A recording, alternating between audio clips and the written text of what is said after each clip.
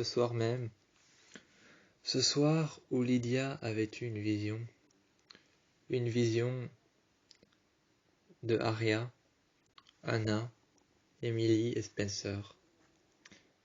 Eh bien ce soir-là, juste ce soir-là, Ella, Ashley, Pam et Veronica faisaient tout et essayaient tout pour tenter de retrouver leur fille. Elles essayaient tout, elles tentaient tout, le possible et l'impossible, pour essayer de retrouver leur fille. Car dans tous les cas, même en tentant le possible et l'impossible, en tentant le pour et le contre, elles essayaient de retrouver leur fille. C'était leur fille, la seule personne à qui elles tenaient le plus au monde. Donc Ella, qui était chez elle ce soir-là. Comme d'habitude, elle était dans le déni. Elle était dans le déni, elle ne savait plus quoi penser. Seul Mike lui restait. Seul Mike lui restait. Elle pensait que Arya était encore là. Elle était dans le déni. Alors ce qu'elle faisait, c'est que comme tous les soirs, elle préparait le dîner. Pour 4 personnes. Le père de Arya, elle, Ella et Mike. Comme tous les soirs, elle avait sorti une assiette de trop pour Arya. Au cas où, on ne sait pas à quelle heure elle pourrait peut-être rentrer. Mais Mike savait pertinemment qu'elle était dans le déni, qu'elle ne pouvait pas accepter à l'idée, qu'elle ne pouvait pas se faire à l'idée, et qu'elle ne pouvait pas accepter l'idée que Arya ait disparu. Arya ne disparaît jamais longtemps, elle revient toujours là où elle est partie. Arya ne disparaît jamais longtemps. Alors ce soir-là, Mike avait compris que sa mère était dans le déni, qu'elle ne pouvait pas se faire à l'idée que Arya ait disparu, qu'elle ne pouvait pas se faire à l'idée que sa fille ne soit plus là. Elle ne pouvait pas se faire à l'idée de vivre comme ça, seulement avec Mike et avec son mari. Elle ne pouvait pas se faire à une idée pareille. Elle ne pouvait pas accepter ça.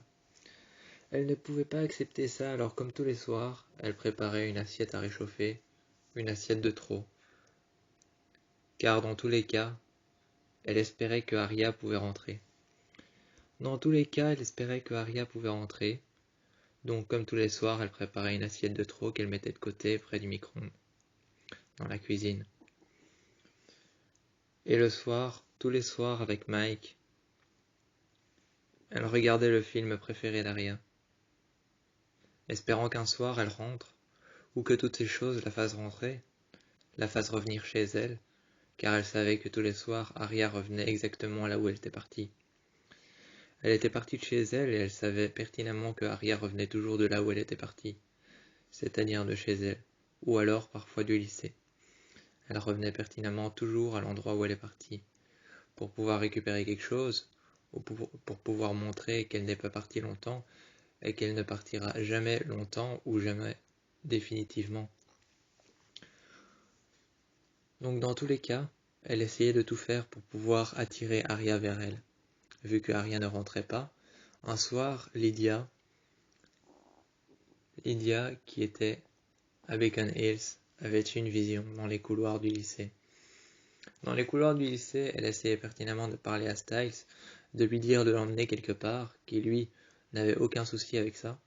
Lui disant qu'il n'avait aucun souci avec ça, il lui dit alors « Ok, où est-ce que tu veux que je t'emmène ?» Lydia lui a alors dit « J'ai eu une vision hier soir, j'ai vu 4 filles, et je pense que je sais où elles sont. » Styles lui a alors dit « Où est-ce que je dois t'emmener ?»« Au bord de la côte, dans un abattoir pour les loups. C'est là-bas qu'elles sont. » Le repère de A, l'endroit dans lequel il commettait ses meurtres, dans lesquels il les planifiait, était un abattoir pour les loups. Seulement, à l'idée d'être ici, Styles, qui était déjà devenu un loup depuis peu de temps, dans lequel Derek lui apprenait encore les techniques et la manière d'apprivoiser son pouvoir. La manière d'apprivoiser son pouvoir, Derek qui lui apprenait encore les techniques de comment devenir un vrai loup, eh bien, se retrouver dans un abattoir pour les loups, qui est apparemment le domaine de A, le repère dans lequel il planifie ses plans, lui faisait très peur. Lui faisait pertinemment peur, car se retrouver dans le domaine de A, un serial killer, un tueur en série, manipulateur, psychologiquement, dont on ne connaît les attentions. Ce manipulateur psychologique dont on ne connaît les attentions, eh bien se retrouver dans son domaine, dans l'endroit dans lequel il planifie ses plans, se retrouver là, après 3 années, après que Allison ait disparu, se retrouver là, seul, avec ses 4 filles qui sont prisonnières de cet endroit, eh bien se retrouver là, avec Lydia, seul, quand tu n'as pas acquis toutes tes compétences en tant que loup-garou, que tu ne connais pas entièrement ton pouvoir, que tu dois encore acquérir les compétences, savoir certaines choses, et que tu ignores certaines choses par rapport à ton pouvoir, te retrouver dans un abattoir de loups qui est apparemment le repère de A, est plus terrifiant que jamais. Seulement, la seule chose à faire était de les libérer. Les crochets qui étaient accrochés au plafond, les crochets et les chaînes qui étaient accrochés au plafond, par-delà lesquels il y avait des anciennes carcasses de loups qui étaient rongées de l'intérieur par des vers et des termites qui étaient en train de ronger le bois, par-delà lesquels on pouvait entendre craquer le bois, on pouvait l'entendre grincer et craquer. C'était un bruit incessant, mais on pouvait savoir qu'il y avait de la terreur et de l'horreur qui régnaient dans cet endroit. On savait qu'il y avait de la terreur et de l'horreur qui régnaient dans cet endroit.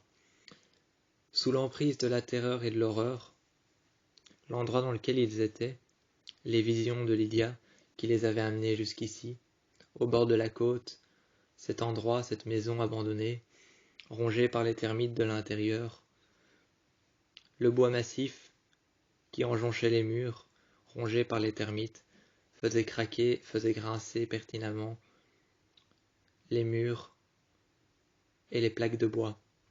Au-dessus, il y avait des crochets sur lesquels étaient accrochés des cadavres de loups qui étaient rongés par les vers depuis bien longtemps.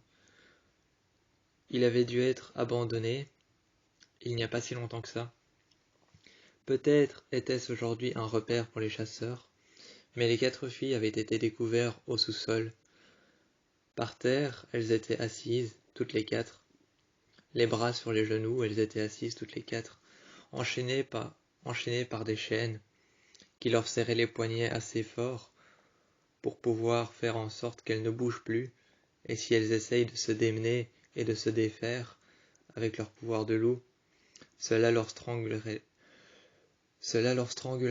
et leur lacérerait les veines. Si elles essayaient de se démener, elles se strangulaient les veines. Se stranguler les veines, ce serait pertinemment s'ouvrir les veines.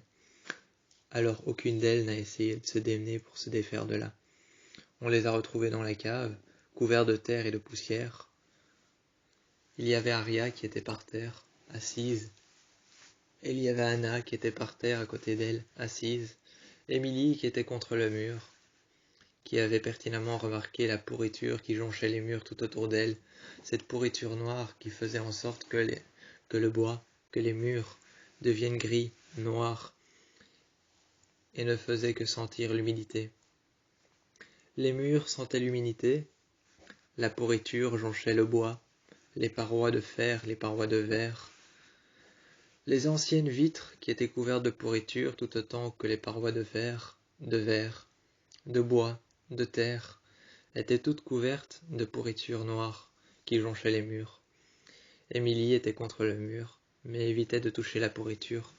Elle était enchaînée par les poignets et par des chaînes au tibia, tout comme Anna, tout comme Aria et Spencer qui ne bougeaient pas, qui étaient toutes les 3 à terre. Émilie qui était pertinemment en train de leur dire « Allez, levez-vous, quoi ». Aria, Spencer et toutes les autres, Aria, Spencer et toutes les autres, ainsi que Anna, ne bougeaient pas, ne se débattaient pas. Émilie essayait pertinemment de se débattre. tout comme elles trois qui ne faisaient rien pour pouvoir sortir de là. À un moment, elles ont entendu du bruit en haut, des pas juste au-dessus d'eux qui laissèrent tomber de la poussière sur leur tête. Elles ont remarqué que c'était Styles, Scott, Allison et Lydia. C'était Lydia, Scott, Allison et Styles qui étaient là pour pouvoir les libérer. Ils avaient remarqué qu'elles étaient toutes enchaînées. Avec la force de Scott, il en a défait les chaînes. Il en a donc détruit les chaînes. Lydia leur a expliqué comment et pourquoi.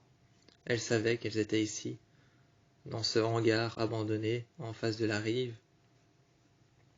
En face de la rive, une rivière abandonnée. Et bien ce hangar abandonné dans lequel on pouvait trouver des chaînes, des crochets, qui étaient en fait un ancien abattoir de loups. On avait retrouvé Anna, Arya, Spencer et Emily, enchaînés à des chaînes, qui, si elles essayaient de se débattre, ne feraient que empirer les choses. Ces chaînes qui ne feraient qu'empirer les choses si elles essayaient de se débattre, de se démener pour se déchaîner, de se démener pour se déchaîner, de se débattre pour sortir de là. Ça ne ferait qu'empirer les choses, ça ne ferait que stranguler leurs veines.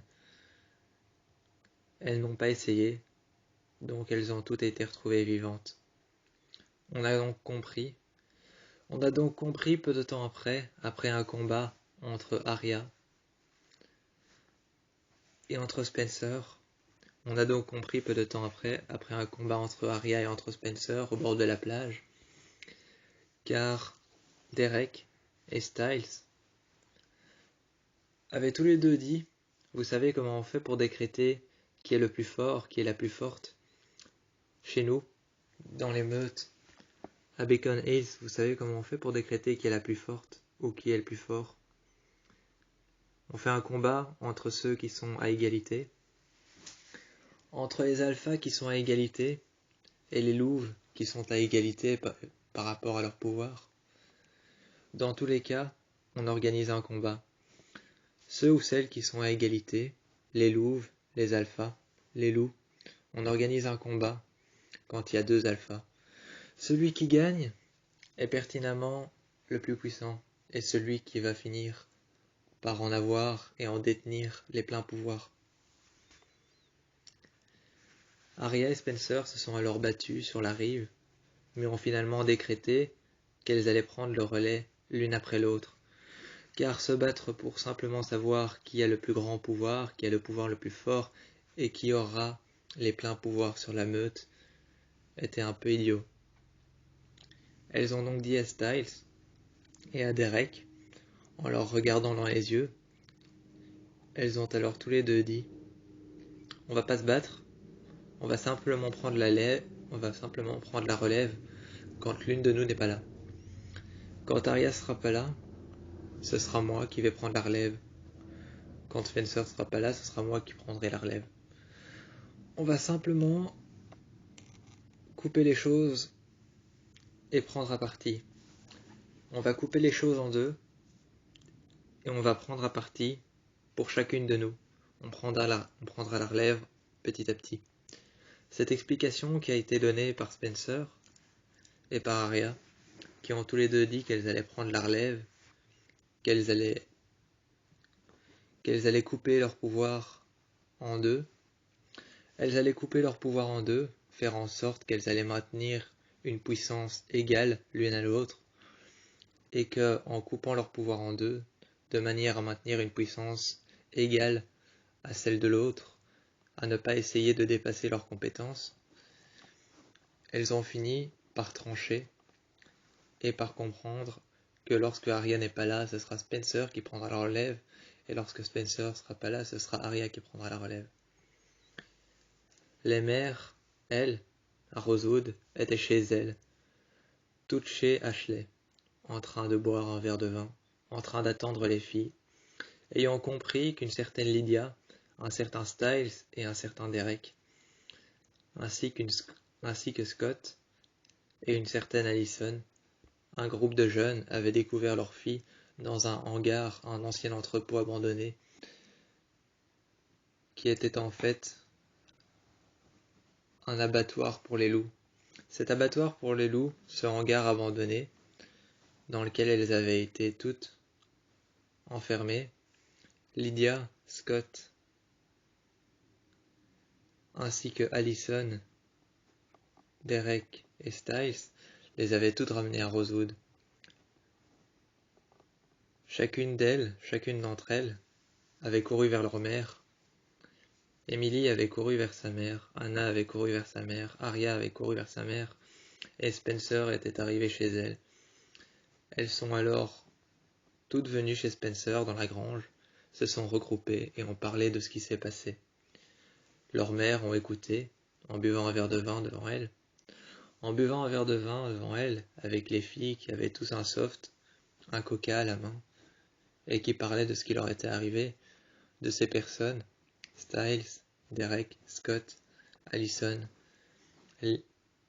Lydia, toutes ces filles et tous ces garçons qui les ont libérés, qui ont usé de leur pouvoir pour pouvoir les libérer. Ce soir-là, dans la grange, tout est revenu comme c'était avant, et la musique du chant du loup est réapparue.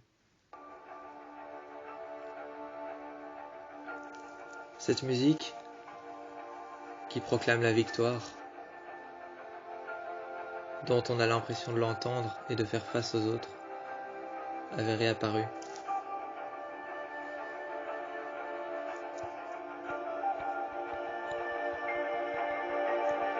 Lorsqu'on avait libéré Arya, Anna, Spencer et Emily, on avait l'impression que cette fois-ci la musique devenait plus forte, plus puissante, comme une victoire.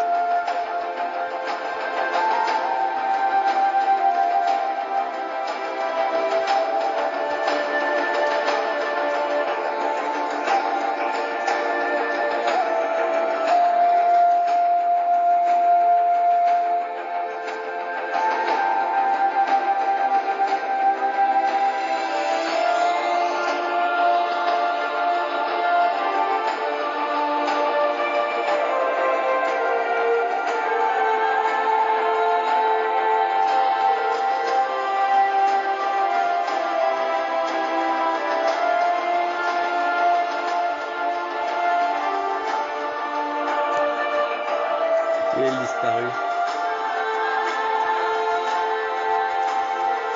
Et de plus en plus lentement, elle disparut. Puis elle partit. Et comme une victoire, comme des personnes qu'on avait réussi à sauver, Arya, Anna, Emily, Spencer, tous ceux qu'on avait sauvés n'avaient plus besoin de se battre pour survivre. A avait disparu. Et il y avait bel et bien deux vainqueurs, Spencer et Arya. Plus besoin de se battre pour savoir qui en était la plus forte. Plus besoin de se battre pour savoir qui en était la plus forte. Et la musique, à cet instant-là, le chant du loup, cette musique de victoire, de réussite, devint de moins en moins forte, comme pour prévenir que tout était terminé.